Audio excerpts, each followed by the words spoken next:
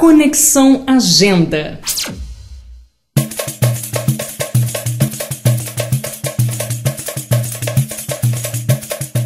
O programa Conexão recebe Maurício Murat.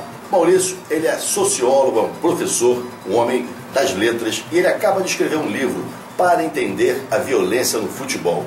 É um livro que, logicamente, como o nome diz, trata desse assunto, dessa mazela que vem há tanto tempo afugentando pessoas dos estádios. Lamentavelmente, o esporte mais bonito, dos mais bonitos esportes, dos mais populares, tem sofrido já há algum tempo com esse problema, com essa catástrofe extracampo. Os torcedores marcam encontro, os torcedores são barrados, são presos do lado de fora e acontece aquela confusão, aquela balbúrdia que você já sabe, já está acostumado, que nós vamos mostrar ao longo dessa entrevista algumas imagens aqui. E a gente conversa agora com o Maurício. Maurício, o que te levou a escrever, a pegar esse tema tão penoso e tão antifutebolístico, porque pela sua natureza violenta? É um prazer estar falando com vocês, e eu estudo isso desde 1990, porque a partir mais ou menos de 85, 86 é que a violência entre torcidas passou das páginas esportivas para as páginas policiais. E foi uma escala ascendente e se tornou um caso de violência urbana. Então eu estava na UERJ, eu era professor da UERJ, agora estou aposentado, e lá eu criei e coordenei por mais de 10 anos o Núcleo de Sociologia do Futebol, que exatamente estudava o futebol de uma maneira além de permanente, o futebol para além das 4 linhas. O futebol como fenômeno da cultura, com os seus aspectos econômicos, políticos, como, enfim, entretenimento de massas, etc.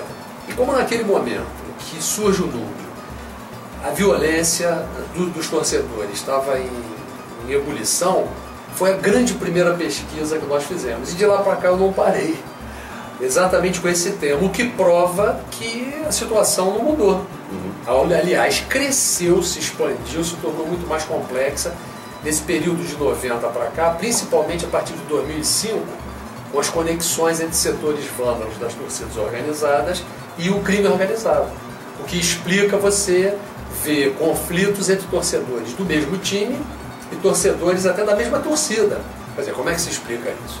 É porque são facções que têm ligações, que têm links com o crime organizado. Isso já está provado, inclusive, por inquéritos policiais. Essa relação é muito interessante. A gente já teve, enfim, com torcedores, com essas correntes, esses grupos de torcidas organizadas. É muito interessante porque eles, ao mesmo tempo que manifestam um profundo amor pelo seu clube, eles manifestam também um ódio mortal pelo adversário.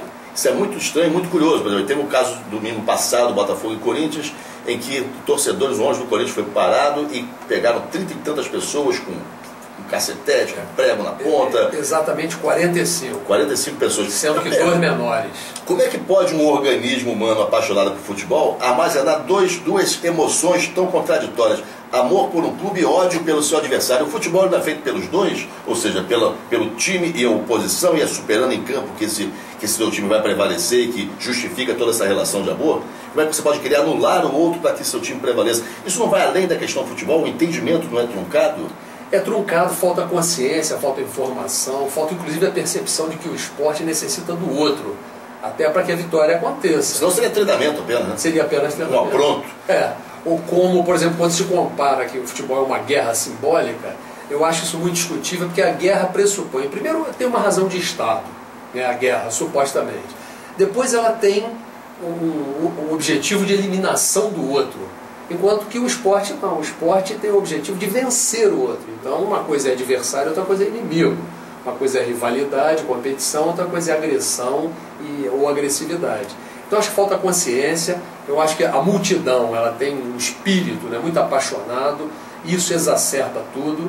Agora, inclusive o título do meu livro é A Violência no Futebol, para entender a violência no futebol. E eu discuto isso logo de saída, mostrando que a violência não é ela é no. Ela é mais uma expressão das violências macrosociais da realidade, no caso nosso brasileira, e que se manifesta no trânsito, na escola, nas casas, na agressão a deficientes, a idosos, a todas as exclusões sociais e também no futebol.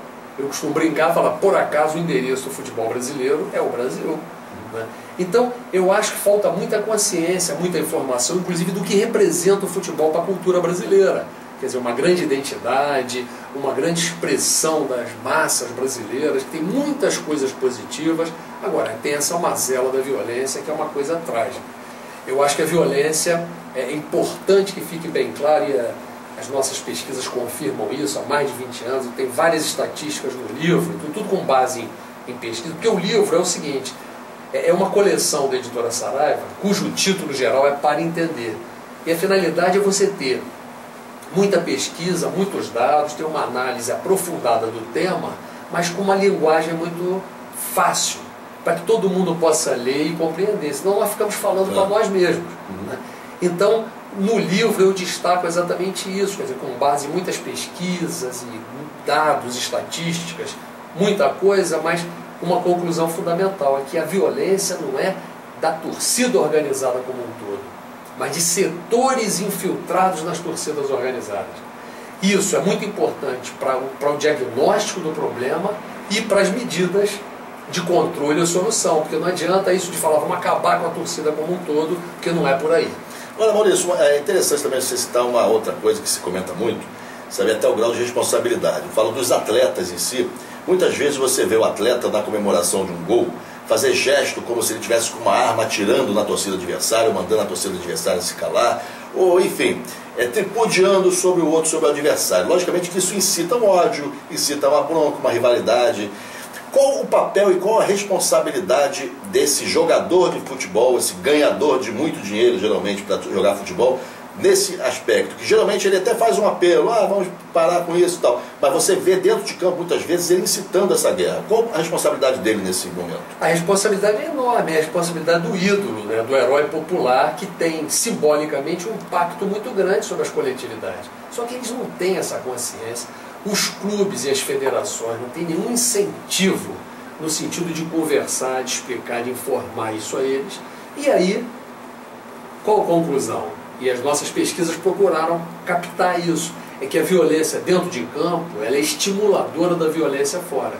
Então esse negócio de comemorar provocando o outro, esse negócio de comemorar com símbolos de arma, essa provocação muito acirrada, ela é uma das causas da violência. Na verdade, são várias causas interconectadas e uma delas é essa. Nós fizemos uma experiência no Rio de Janeiro, por volta de 92, pegamos os ídolos principais de cada clube e pedimos a eles que toda vez que tivessem espaço na mídia, que reservassem ali 10 ou 15 segundos para pedir a paz entre os torcedores. E isso deu certo. Inclusive, demos a eles algumas... tivemos conversas com eles em que nós da universidade trocávamos informações e mostrando a eles o que significa um símbolo, o que significa um herói popular, um ídolo, que é o que eles são. Eles precisam ter essa consciência. Agora, uma questão também que eu queria tocar com você, a gente não vai deixar de falar disso de jeito nenhum, mas por outro lado, você teve, como você falou, 92 jogadores pedindo a paz no campo e isso teve um resultado. Por outro lado, agora, no terceiro milênio, a gente teve jogadores, inclusive num time de massa como o Flamengo, envolvidos diretamente com a criminalidade. Falar do caso do goleiro Bruno, a gente pode citar até o caso do Adriano, por que não, usando com arma, e diz que a arma era de brinquedo, era de ouro, era de prata, enfim, mas não vem ao caso.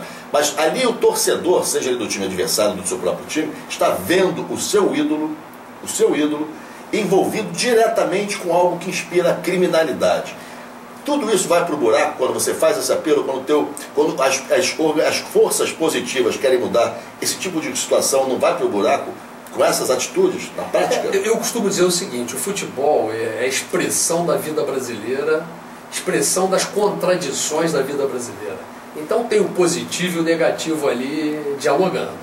Quer dizer, eu acho que se de um lado você tem, vamos dizer, o exemplo ruim do Bruno, do Adriano, você tem também o Juninho Pernambucano, né? Quer dizer, você tem o Rogério Ceni em São Paulo. Então eu acho que nós devemos, justamente, todos nós, já que o futebol é um patrimônio da coletividade brasileira, todos nós devemos fazer parcerias com esses setores, digamos, mais de reeducação, esses setores mais preocupados com uma ética, setores mais preocupados com uma melhoria na vida brasileira e tentar aprofundar essa cunha aí essas gerações, né? Quer dizer, eu acho o seguinte, sempre me perguntam muito assim, mas por onde a gente começar? A gente tem que começar a fazer parcerias com os setores pacíficos das torcidas, com os ídolos que dão bons exemplos. Agora, o Neymar, ontem na Recopa, Supercopa Sul-Americana, crianças abriram uma faixa no estádio dizendo assim: Neymar, o maior exemplo para crianças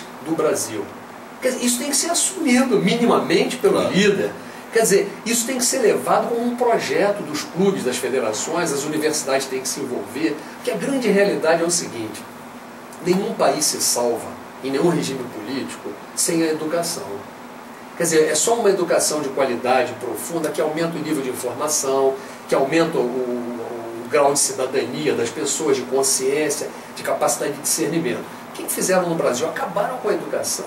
Acabaram com o professor. A professora é uma figura... Tanto que a violência dentro das escolas é enorme. Não é só o bullying que está mais na moda. A violência contra o professor, que está uma figura inteiramente esvaziada. A gente vê na televisão imagens toda hora de alunos agredindo professores e professoras e funcionários.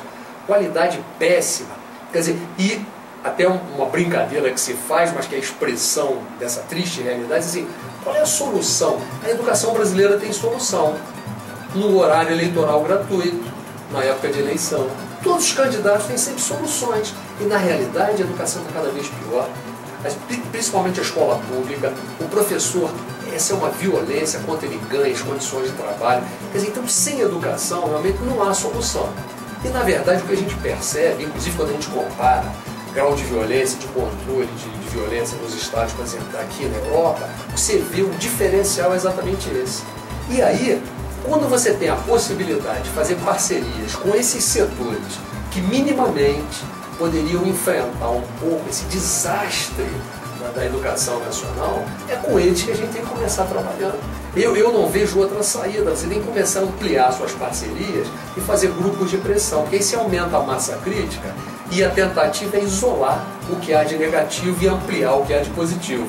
Quer dizer, e o futebol permite muito isso, que ele tem um impacto imenso na alma, na cabeça e no coração brasileiro, e a gente não deve perder o futebol. Além de um esporte muito bonito, ele é um instrumento, um elemento da identidade brasileira e que deve ser aproveitado.